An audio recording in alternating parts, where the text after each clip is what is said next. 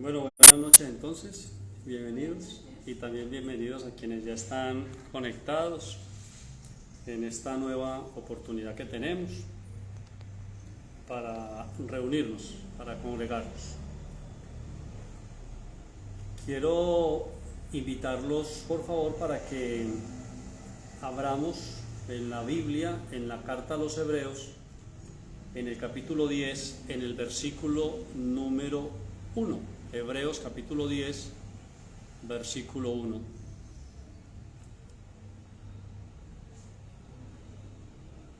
En el tema anterior estuvimos hablando de que somos hechos por medio de Cristo, somos hechos la justicia de Dios, ¿sí? O sea, somos declarados justos y aparte de eso somos hechos la justicia de Dios, lo que quiere decir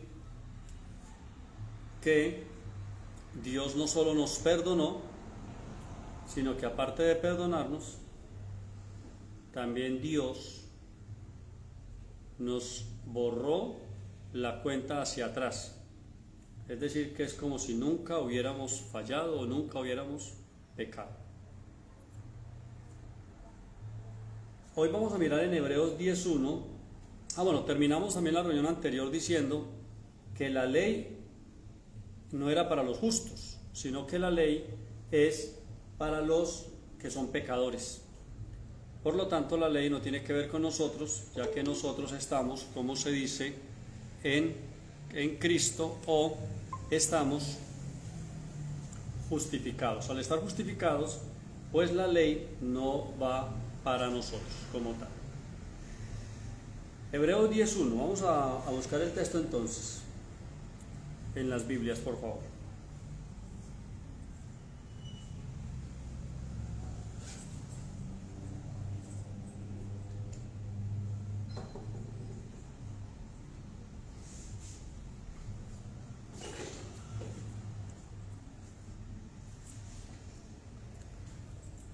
Hebreos capítulo 10, versículo 1, en la versión NTV, dice que el sistema antiguo, bajo la ley de Moisés, era solo una sombra, un tenue anticipo de las cosas buenas por venir,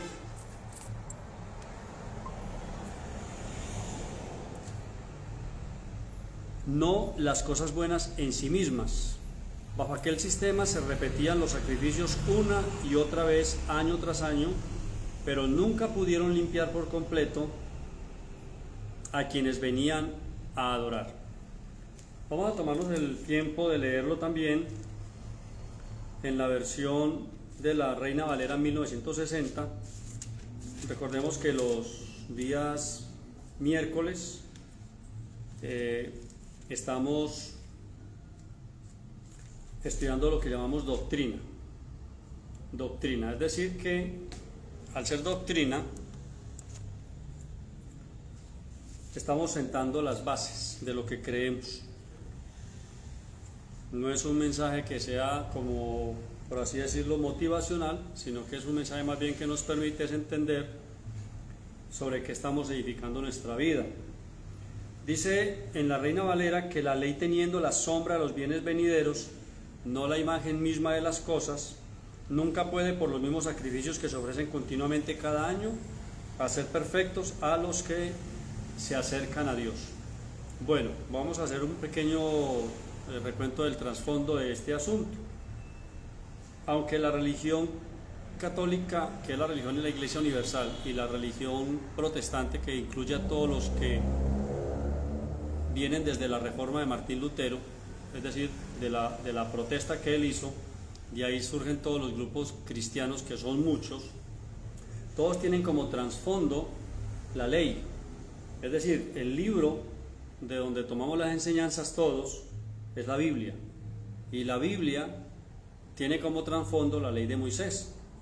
Cuando la carta a los Hebreos se escribe, lo que debemos saber es que la carta a los Hebreos no fue escrita directamente para la iglesia, ni tanto para la Iglesia Universal ni para la Iglesia Protestante, sino que la carta a los Hebreos fue escrita para el pueblo que se conoce como los hebreos. ¿Por qué para ellos? Porque ellos sí tenían el conocimiento, o al menos pertenecían a la religión que practicaba y obedecía la ley de Moisés. A diferencia de ellos, nosotros los de la Iglesia Universal o de la Iglesia Protestante en cualquiera de sus manifestaciones o ramas, nosotros no estábamos ligados directamente con la ley de Moisés. Nos llegaron informaciones de la ley de Moisés, pero no directamente ligados a la ley de Moisés. Muy bien. Son bienvenidos quienes se van uniendo a la reunión en esta noche. Entonces, nosotros directamente no estábamos ligados directamente a la ley de Moisés. Tenemos prácticas de la ley de Moisés en nuestra vida, sí. Aún seguimos practicando cosas, pero no directamente. Sin embargo, la carta a los hebreos nos sirve a nosotros, los cristianos, los hijos de Dios, los protestantes o los evangélicos, o para quien se pone a estudiar la Biblia como tal. La carta a los hebreos es importante porque, aunque directamente la ley no era para nosotros, nosotros sí tenemos sombra de la ley en nuestras prácticas. Entonces la carta a los hebreos nos está recordando, a los hebreos directamente, ahora a nosotros nos está diciendo que la ley dice teniendo, ¿sí? Y en la versión de la Nueva Versión Internacional también habla en presente. Recordemos esto antes de seguir. La razón por la que se habla en presente en la carta a los hebreos es porque cuando se escribe la carta a los hebreos todavía el templo estaba en pie. Nosotros estamos hoy 2000 años después, 1900 tantos años después. Entonces por eso cuando leemos la ley teniendo la sombra de los bienes venideros, entendemos que cuando se escribió para otras personas que en ese momento el templo estaba en pie, pero nosotros estamos después del templo. Entonces nosotros podríamos decir tranquilamente la ley tenía la sombra de los bienes venideros, porque ya no es para nosotros.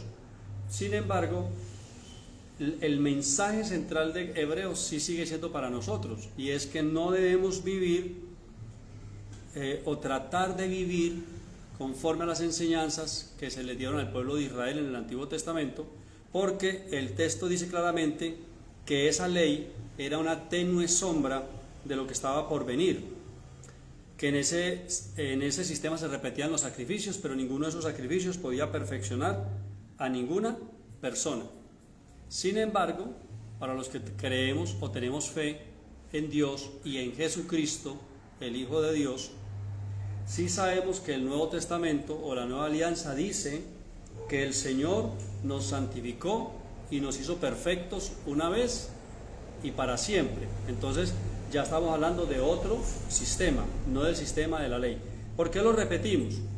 Porque todavía seguimos con mucha influencia del sistema de la ley. 3 o 4 o 5 cositas que vienen de la ley que las practicamos nosotros, los creyentes, independientemente si somos de la Iglesia Universal o la Iglesia Protestante. Por ejemplo, el guardar la dieta. Las damas cuando tienen un bebé, los 40 días de la dieta, eso tiene un origen religioso y eso viene desde el judaísmo o de la ley de Moisés. Por eso algunas personas que no guardan la dieta, las damas, generalmente las señoras, las mamás, las abuelas, se asombran y se aterran, e incluso de una vez le declaran a esas mujeres jóvenes o a esas señoras y le dicen va a tener problemas más adelante porque no se cuidó los 40 días, porque eso está metido en nosotros como una tradición, y es una tradición que no tiene nada que ver con religión, ¿cierto? Que es de purificación. A los 40 días se hacían unos lavamientos, unos sahumerios, unas purificaciones. Todavía algunas personas cuando cumplen la dieta se hacen ese día unos sahumerios, unas purificaciones, y las hacen pues como diciendo que van a cerrar el cuerpo, que es porque es un ciclo, pero lo que ignoran es que eso viene de la religión judía, aunque sean católicos o aunque sean evangélicos. Entonces por eso es que dice que teniendo la sombra, porque eso no perfeccionaba a ninguna persona.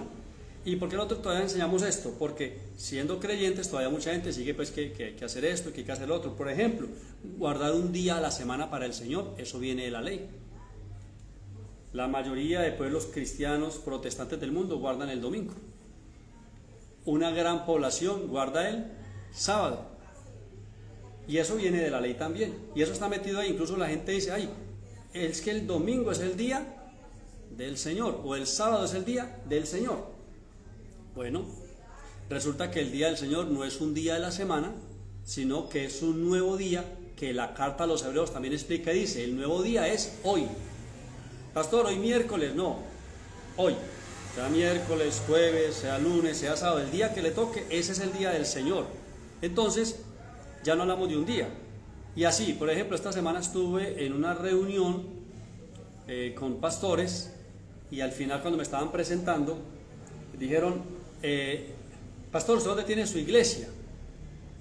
Entonces yo, antes de contestarle la dirección y de aclararle que tengo es una capilla, yo le dije a los pastores, les dije, yo no tengo iglesia porque yo no he muerto por nadie. Entonces, algunos se sonrieron y otros dijeron, pues sí, pastor, o sea, le dije, no, una capilla. Otro dijo, qué interesante el tema de capilla. Le dije, sí, porque iglesia solamente hay una, o si no, mire, la iglesia es suya, la suya, la suya, entonces ¿cuántas iglesias hay?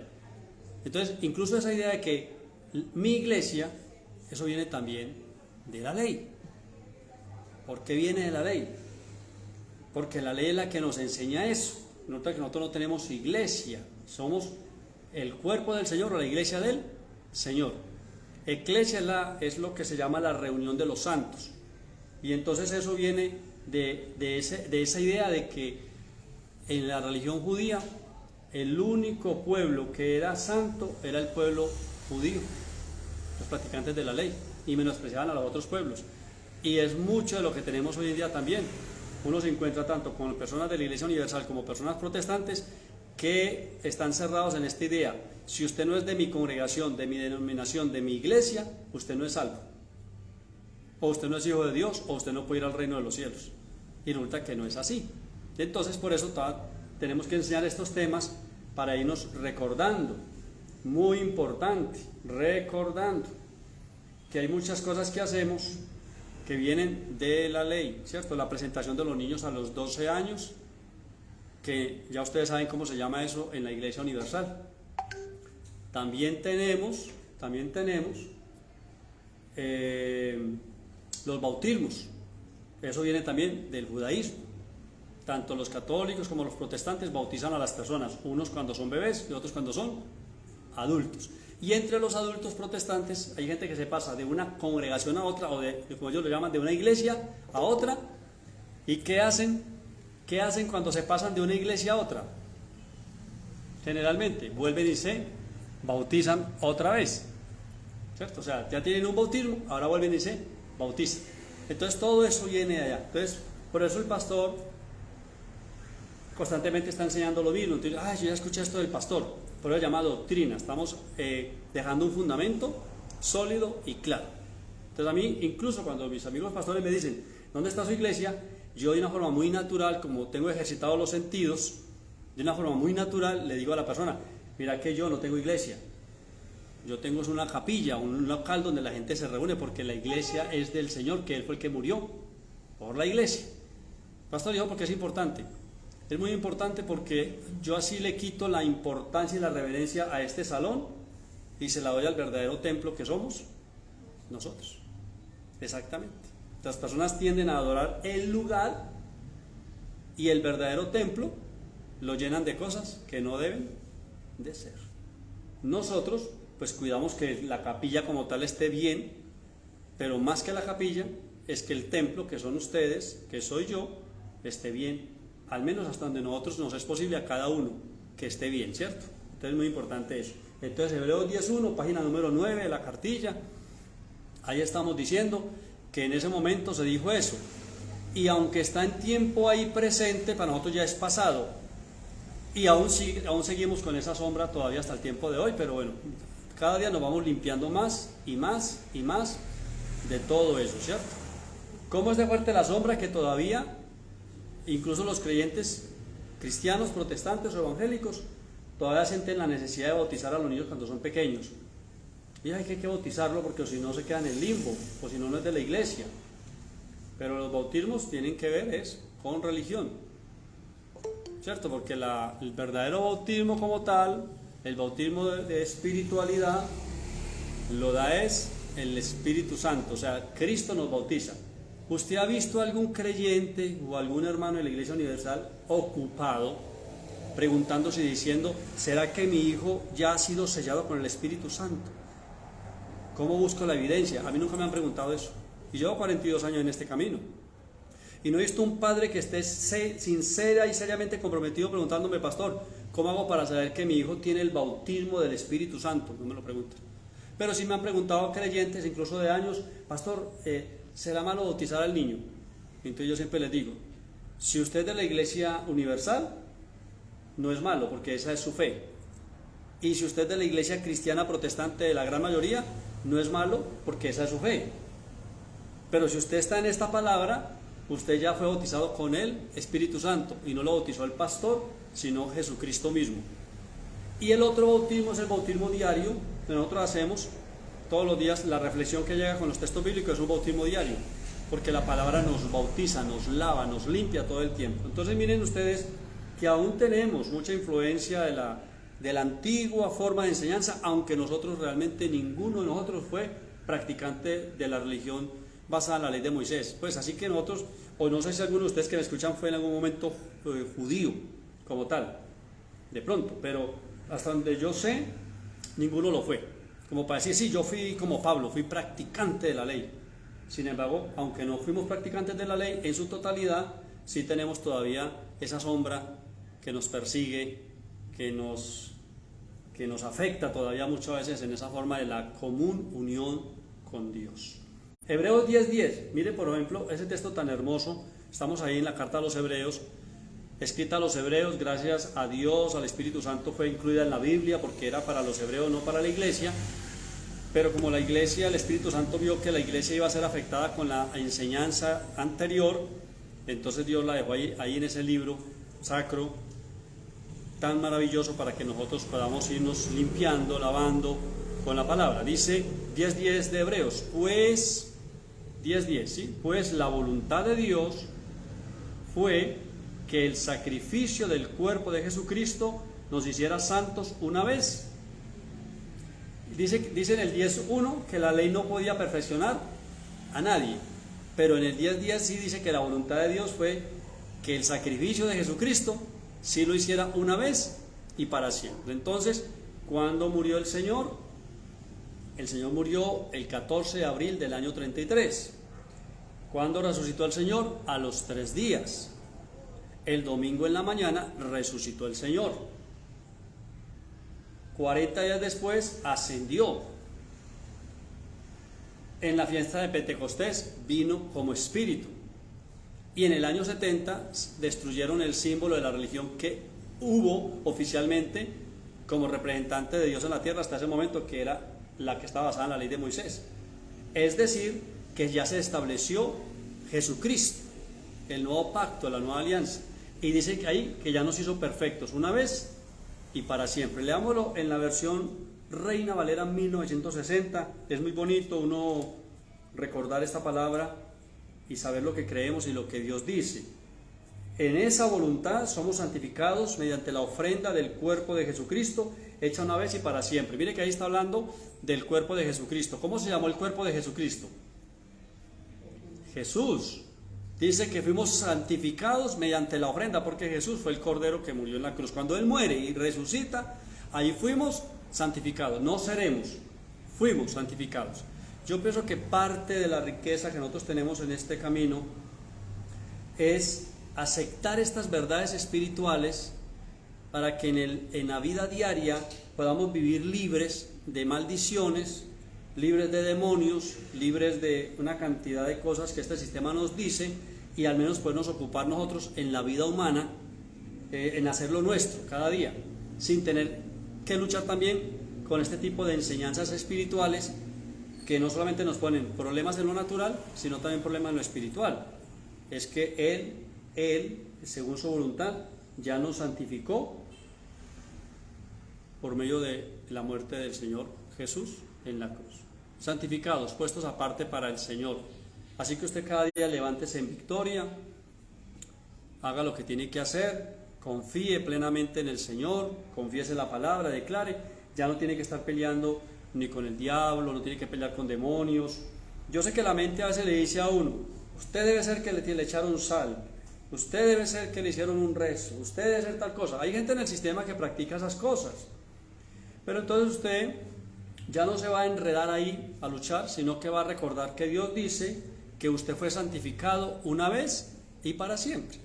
Entonces, conforme a esa palabra, lo que uno hace es que uno declara lo que uno es en Cristo, en el Señor. Soy bendecido, he sido salvo, tengo el Espíritu Santo, soy cabeza, estoy arriba. A mí me gusta mucho repetir todos los días, cuando me acuerdo, porque no lo hago todos los días, sino repetir cada vez que me acuerdo, pero es muy de seguido, no cuando oro, lo digo pues pensando y respirando para que sea para mí más consciente. Soy bendecido cuando entro y soy bendecido cuando salgo. Soy bendecido en la ciudad y soy bendecido en el campo.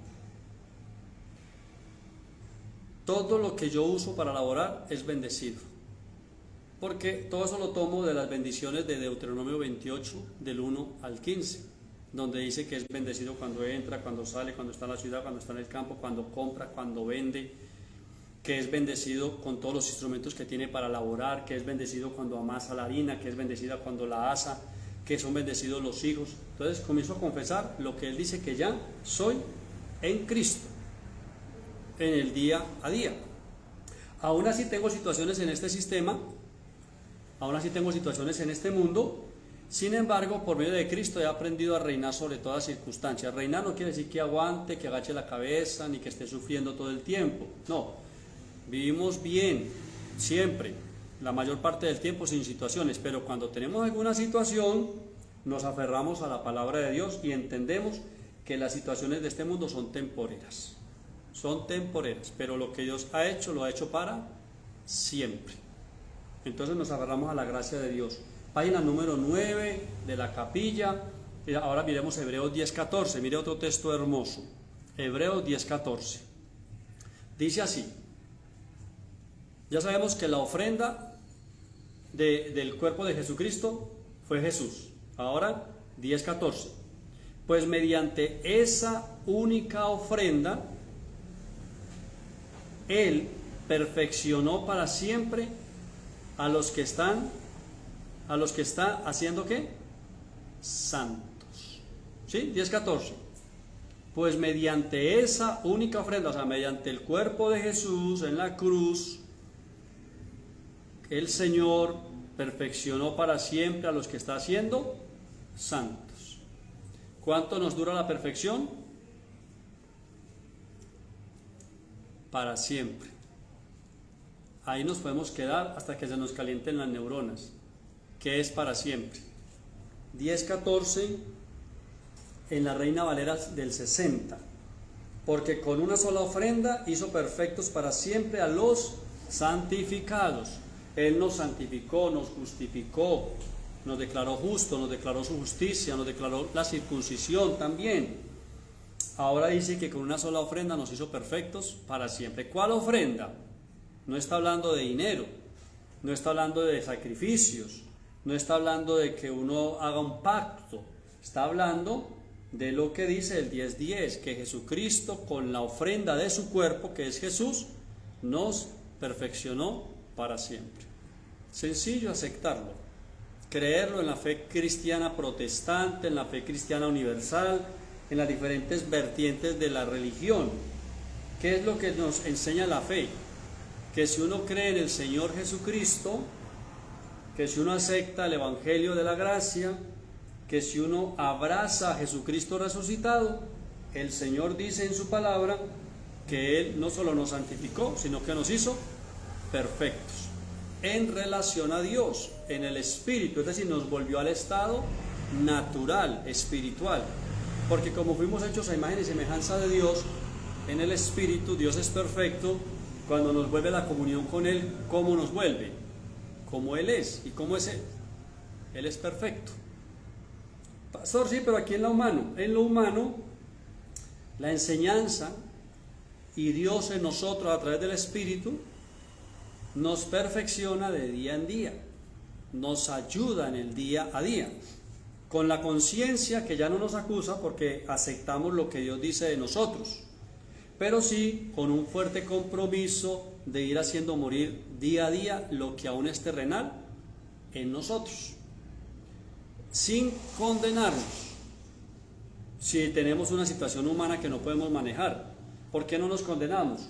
Porque aún en todas esas cosas somos más que vencedores, porque ya no depende de nosotros, sino que dependen de lo que el Señor ya hizo por cada uno de nosotros. Es decir, no hay una lucha. ¿Cómo hago para quitarme esta maldición? ¿Cómo hago para que me vaya bien?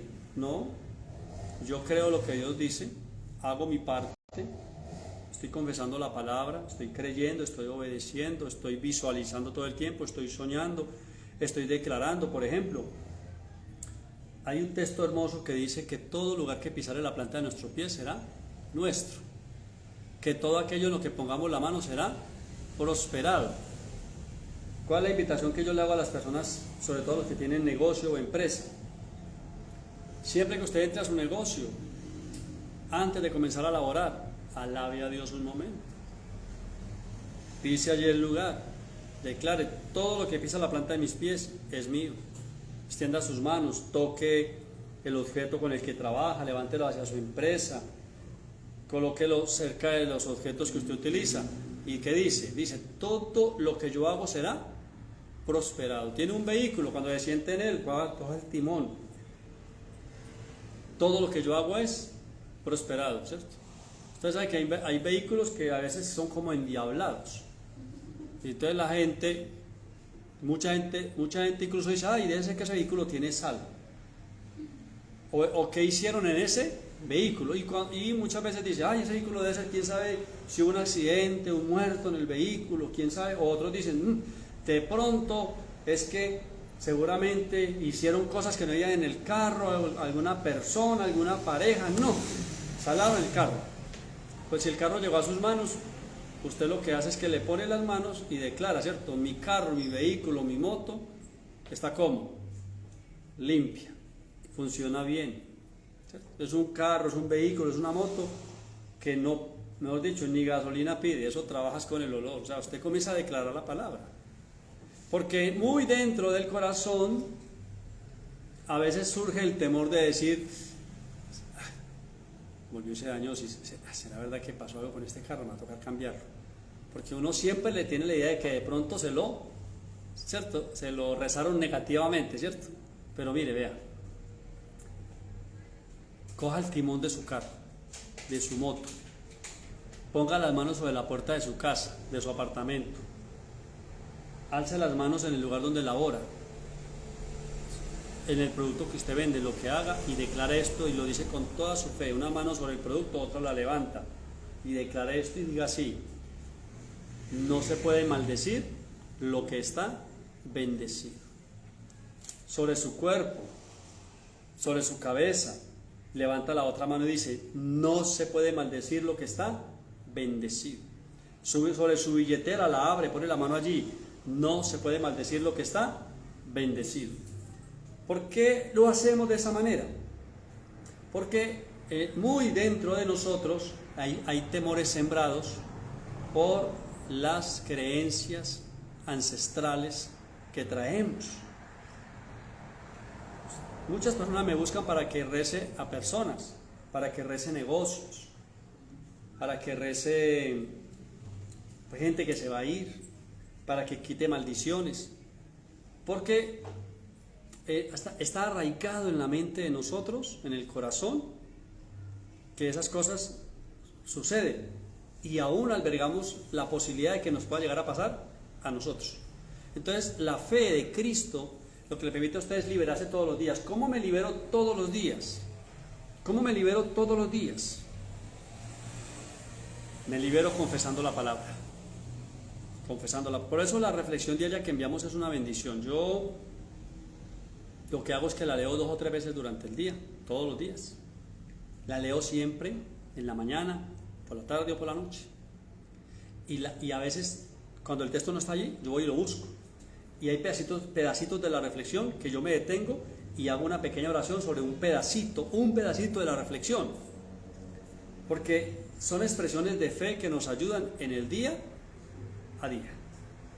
Dice la cartilla en la página número 9, vamos a leer desde el Hebreos 9, del 11 al 14, ¿sí? Hebreos 9, del versículo 11 al versículo 14, por favor. Estamos ahí en la carta a los Hebreos, carta que no fue escrita para la iglesia, sino para los practicantes del judaísmo, la nación hebrea, que el Espíritu Santo vio que esa influencia de la religión judía iba a salpicar la iglesia, y entonces él decidió que la carta a los Hebreos quedara dentro de la Biblia, y nos es muy útil. Mire lo que dice Hebreos 9, del 11 al 14. Hebreos 9, del 11 al 14. Entonces Cristo ahora ha llegado a ser el sumo sacerdote por sobre todas las cosas buenas que han venido. Él entró en ese tabernáculo superior y más perfecto que está en el cielo, el cual no fue hecho por manos humanas, ni forma parte del mundo creado.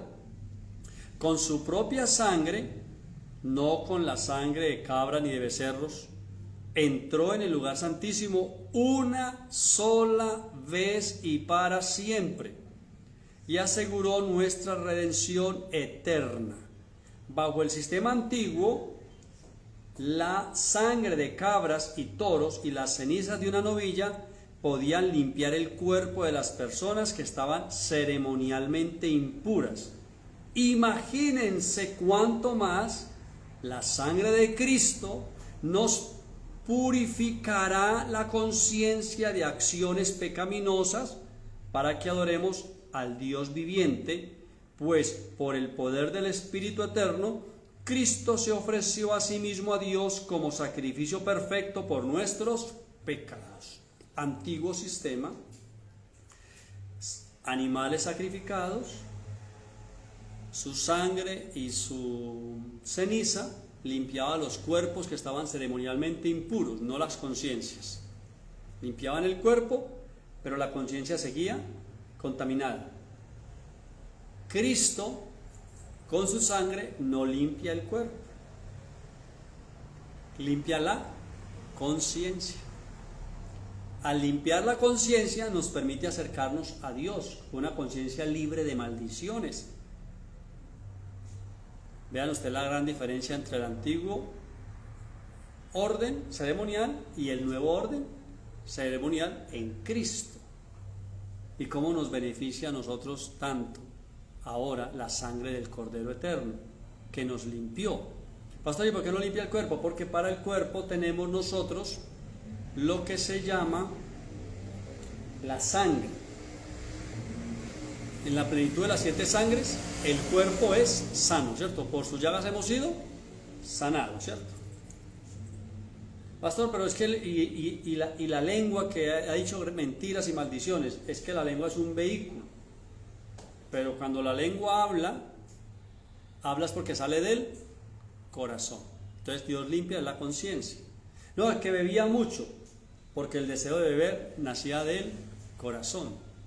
O sea, el cuerpo es un vehículo únicamente. Entonces Dios ya no se ocupa del cuerpo, de limpiar el cuerpo, porque por dentro sigue sucio. Dice Jesús que muchas personas que solamente se dedican a la purificación del cuerpo son como las tumbas, los sepulcros, que generalmente los pintan de blanco, hermosos por fuera, pero por dentro hay oscuridad, por dentro hay putrefacción, por dentro hay lo que no debe de ser, lo que no gusta.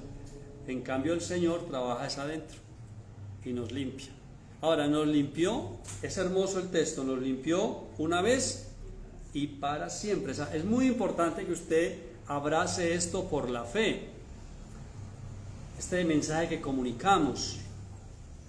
No sé por qué la necesidad de algunas personas de aferrarse a una creencia en la cual son salvos por la mañana y se condenan al mediodía, otra vez son salvos a las 3 de la tarde y otra vez pierden la salvación a las 5 de la tarde. Es decir, una salvación que depende de ellos. Oré, estoy en comunión, no oré, perdí la bendición.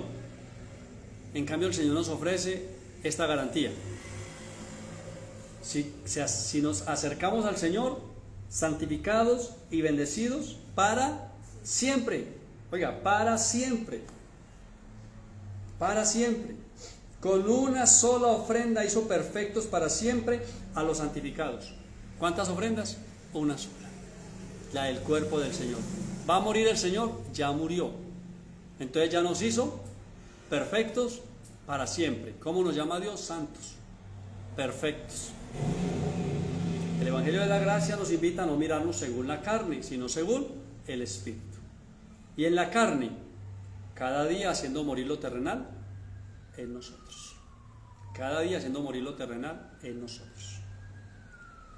Digamos acá un pequeño espacio para decir algo muy importante. La religión se basa en el señalamiento de los pecados del otro. La espiritualidad nos lleva no a señalar a los demás, sino a transformarnos nosotros. Una religión siempre está, aquel es mentiroso, aquel es adúltero, aquel es fornicario, aquel es hechicero, aquel es chismoso, siempre estamos señalando. La espiritualidad no te lleva a señalar a nadie, te lleva a mirar hacia ti mismo, hacia adentro. Y si hay algo que hay que transformar, uno lo transforma. Entonces ahí es donde dice que haciendo morir lo terrenal en nosotros. O sea, yo ya no me ocupo tanto de que si otro es mentiroso, me ocupo de que yo viva según la verdad. Ya no me ocupo tanto de que otro me mantiene lleno de ira, me ocupo de yo no pasar de la ira al enojo. Ustedes ya saben el proceso, ¿cierto? Es decir, se ocupa más de uno mismo. ¿Y por qué me ocupo así? Porque tengo un respaldo muy grande, y es que yo sé que en cuanto a Dios, cuando Dios me ve, Dios no me ve como pecador, Dios me ve como santo. Cuando Dios me ve, Dios no me ve como una criatura llena de demonios, Dios me ve como hijo. Entonces me quita ese problema y solamente mi conciencia, mi mente está en relación a lo que vivo todos los días. ¿Y cómo quiero vivir todos los días? Como de día. Es decir, quiero vivir de acuerdo a la luz de la palabra de Dios, pero no me condeno. ¿Y por qué no me condeno? Porque Él, que podía condenarme, no me condenó. Entonces, ¿por qué me va a condenar yo mismo? Entonces, de ahí que yo constantemente estoy enlazando mi boca a lo que Dios dice en su palabra. Mire lo que dice, por ejemplo, 2 Corintios 5:17, un texto que lo hemos leído varias veces, lo hemos buscado. Creo que cuando se lo lea, ustedes lo van a recordar rápidamente allí, porque algunas personas se lo saben incluso de memoria. 2 Corintios 5:17 dice: esto significa que todo el que pertenece a Cristo se ha convertido en una persona nueva. La vida antigua ha pasado, una nueva vida ha comenzado. Oiga, todo el que pertenece ¿a quién? A Cristo se ha convertido en una nueva persona. Según Dios, las prácticas, las creencias, los actos pecaminosos, todo lo anterior ha pasado y todo se hace nuevo. No peca, no reza y peca, o peca y reza y empata, sino que hay un nuevo ser, una nueva persona que ha nacido ahora, y esa persona nueva es una persona espiritual.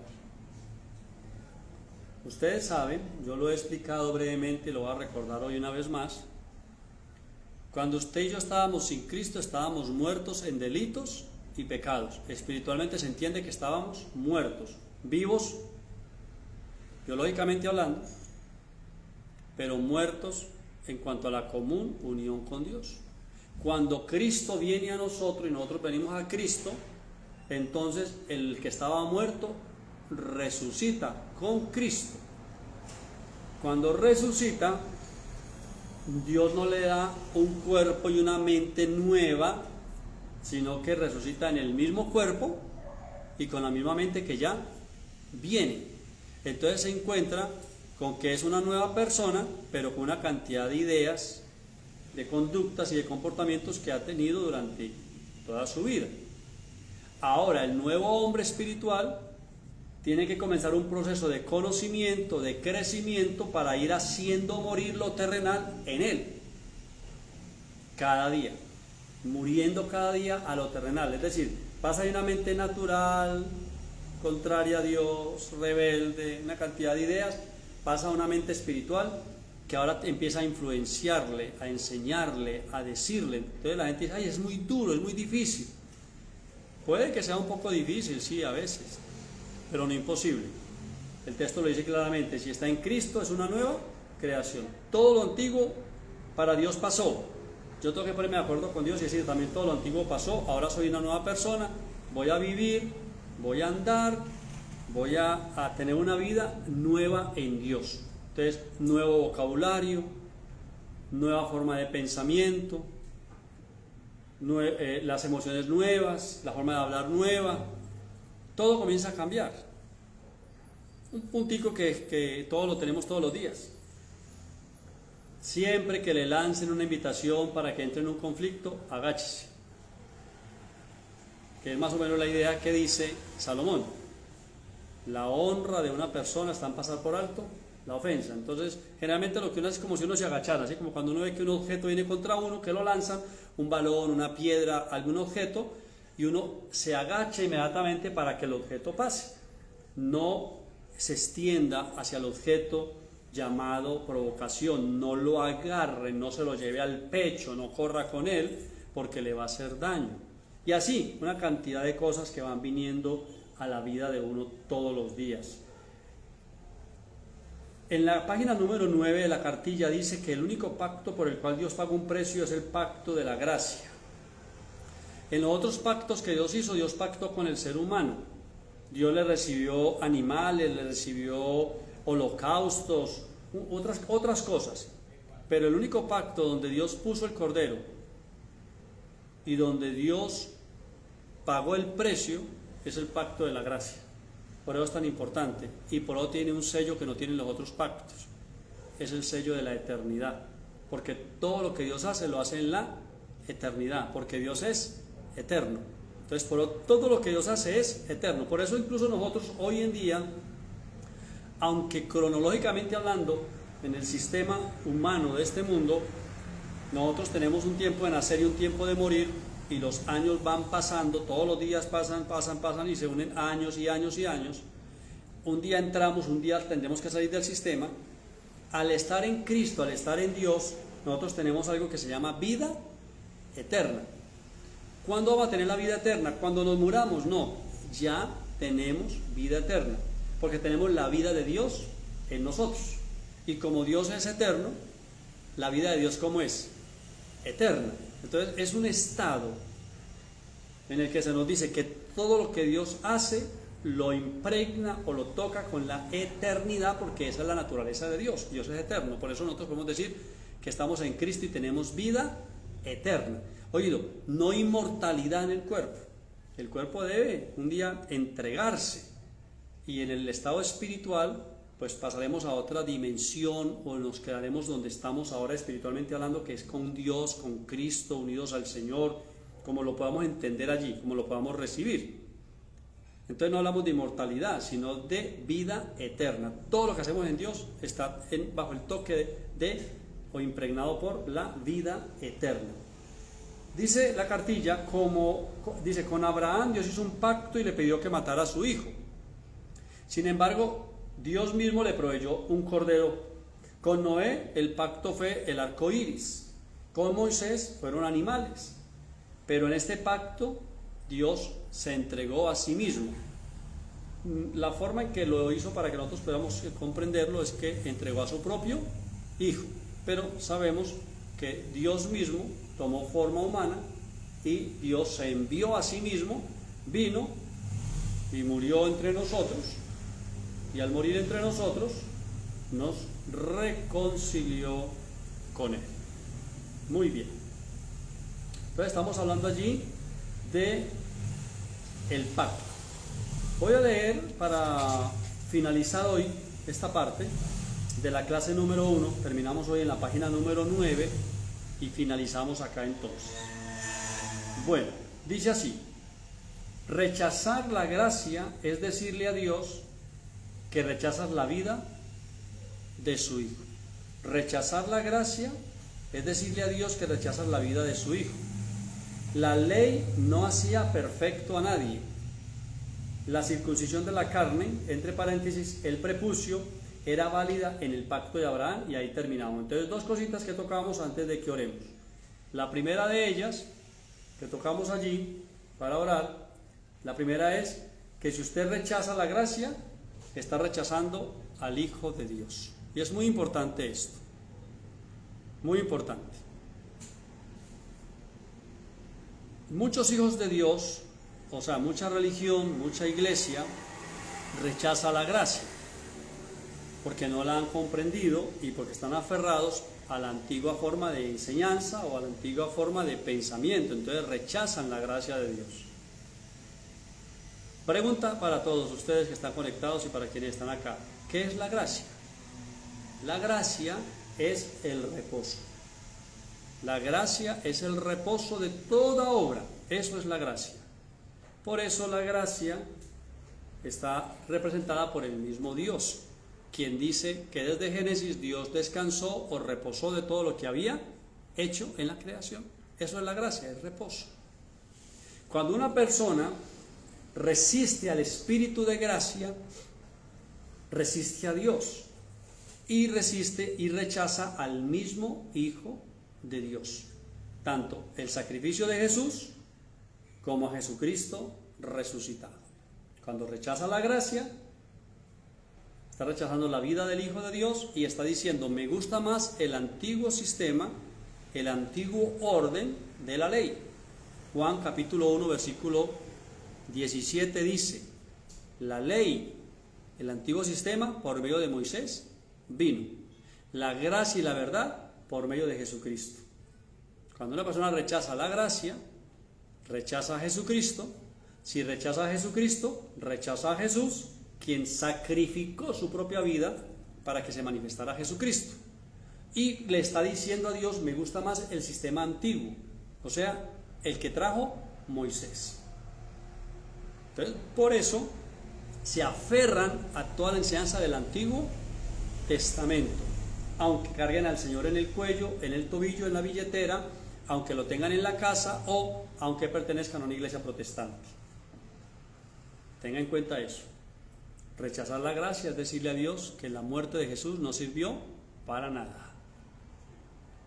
Número 2, la ley nunca pudo perfeccionar a ninguna persona. Y entonces, como toda la religión está salpicada de la ley, podemos decirlo de esta manera: la religión nunca perfecciona a una persona. Es decir, la celebración de ceremonias externas, de rituales, no perfecciona a ninguna persona en relación a Dios. Es decir, sigue siendo una persona con todas sus luchas, con toda su condenación, porque su conciencia sigue estando llena de obras muertas, tratando de agradar a Dios.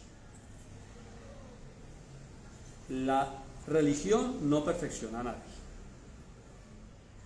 Y terminamos la cartilla hoy en la página 9 diciendo que la circuncisión, que era cortar el prepucio, esa circuncisión era válida en el pacto de Abraham, porque Dios hizo ese pacto con Abraham 430 años antes de que Moisés apareciera.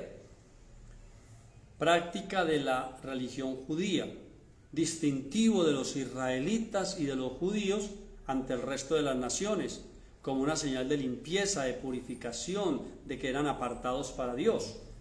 El Nuevo Testamento enseña entonces que ahora nosotros también nos circuncidamos, pero ya no cortamos el prepucio en el hombre o el sobrante en el cuerpo, sino que ahora cortamos el prepucio del corazón.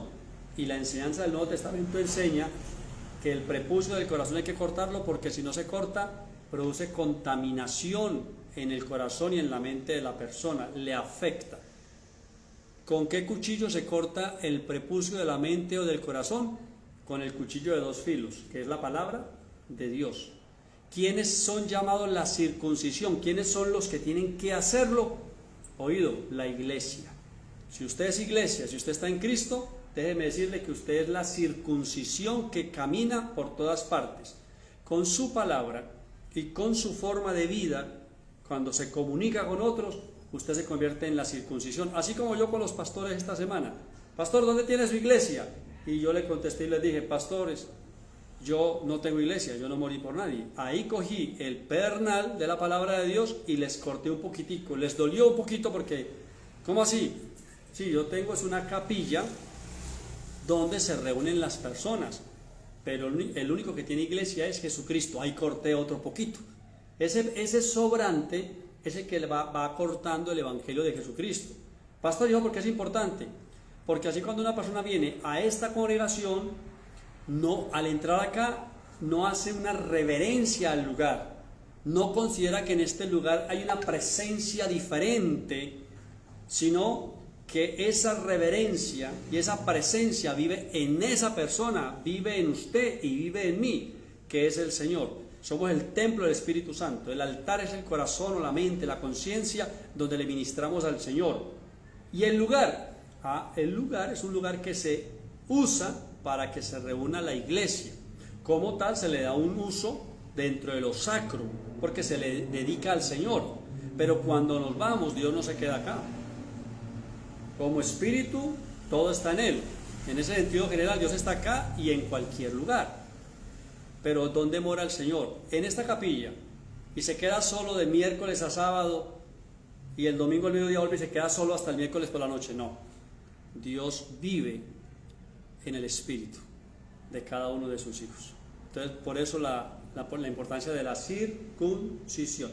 Y en la carne ya no es necesario, salvo que sea por una orden médica, por salud únicamente, por religión no. Vamos a circuncidarnos para cumplir la palabra de Dios. Déjeme decirle que usted ha tomado en vano la gracia de Dios, ha rechazado al Hijo de Dios, ha pisoteado la sangre del pacto y ha resistido al Espíritu de gracia y se quiere volver para el antiguo sistema que no perfeccionó a nadie. Espero haber hoy construido con ustedes al menos una o dos hiladas más en esta edificación que estamos haciendo cada día de la iglesia como piedras vivas, colocándolos allá cada uno de ustedes sobre el único fundamento eterno que es Jesucristo mismo, el Hijo de Dios. Eso es precisamente lo que es la doctrina. Estamos construyendo cada vez, estamos edificando, no con heno, no con madera, no con cosas que se queman fácilmente, sino con materiales preciosos. No estamos edificando con viandas, o sea, con comidas, con ceremonias. No, eso se quema. Estamos edificando con la palabra del pacto, el Evangelio eterno, el Evangelio de Jesucristo. Gracias a quienes hoy han estado conectados, constantes allí, mil y mil gracias. A quienes están a través de Facebook también observando. Y a usted que nos verá en diferido en algún momento también, gracias por tomarse el tiempo. A quienes están hoy presentes también acá en esta sede, mil y mil gracias por haber venido. Y le damos las gracias a Dios en oración y entonces damos por terminada la reunión de este día. Recordándoles, por favor, que tengan en cuenta que el próximo domingo es el último domingo del mes de febrero. Por lo tanto, no celebraremos la reunión de Escuela Bíblica Dominical. La reunión será nuevamente el próximo miércoles, que tengo entendido que será 1 de marzo, el próximo miércoles. El domingo entrante no hay reunión, como es nuestra costumbre, por ser el último domingo de cada mes, tiempo que el pastor les sugiere que usen para ustedes, que si por costumbre necesitan en ese espacio estar en alguna actividad de tipo espiritual, entonces usted pueda dedicarse a leer las reflexiones que no ha leído, escuchar algunos de los videos que no alcanzó a escuchar que el pastor ha estado enviando, o entrar a la página de YouTube, buscan allí el nombre del pastor y allí hay un buen material de varios años que usted puede escuchar enseñanzas que quizás ya olvidó o que no ha podido escuchar anteriormente. Padre, te damos muchísimas gracias por esta hermosa oportunidad de habernos reunido, de habernos congregado en esta noche. Gracias por quienes vinieron desde otros lugares a la sede hoy. Gracias, amado Dios, por su presencia en este lugar que es tan importante para toda la iglesia y para mí como ministro y como pastor en este lugar. Gracias por quienes están en la sala virtual. Qué bendición tenerles allí conectados virtualmente y conectados también en el espíritu allí, en ese mismo sentir de la palabra. Y gracias por cada persona que nos está observando ya en el diferido. Amado Dios, para todos gracia y paz, para todos favor y bendición, para todos que seamos desatados, así como lo dice tu palabra, nosotros también en fe, creyendo la palabra, nos declaramos o nos desatamos en el nombre del Señor Jesucristo, así como dice Pedro explicándole a los nuevos judíos convertidos, bautícese cada uno. Nosotros nos bautizamos nosotros mismos con esta palabra, o sea, ponemos nuestra cabeza para que esa palabra nos caiga encima y declaramos gracias por tu gracia, gracias por Jesucristo, gracias por la redención eterna, gracias por el sacrificio que nos perfeccionó una vez y para siempre, y gracias porque no se puede maldecir lo que ha sido bendecido. Señor, ese es nuestro destino, esa es nuestra paz esta noche cuando nos acostamos en paz y dormimos en paz, porque nos haces vivir confiados. Ese es nuestro despertar en la mañana, Señor, confesar que somos benditos cuando salimos y que somos benditos cuando entramos. Amado Dios, cualquier asunto que haya alterado la paz, cualquier asunto que se haya salido del orden natural, Señor, lo dejamos delante de ti, confesando, Señor, que tienes el control absoluto de todas las cosas, que puedes transformar cualquier circunstancia a favor de tus hijos, amado Rey. Señor, gracias, gracias y gracias en el nombre de Jesucristo el Señor. Amén y amén. Gracia y paz. Bendiciones para cada uno de ustedes y bendiciones también para los que están presentes en la sede en esta oportunidad. Gracia y paz.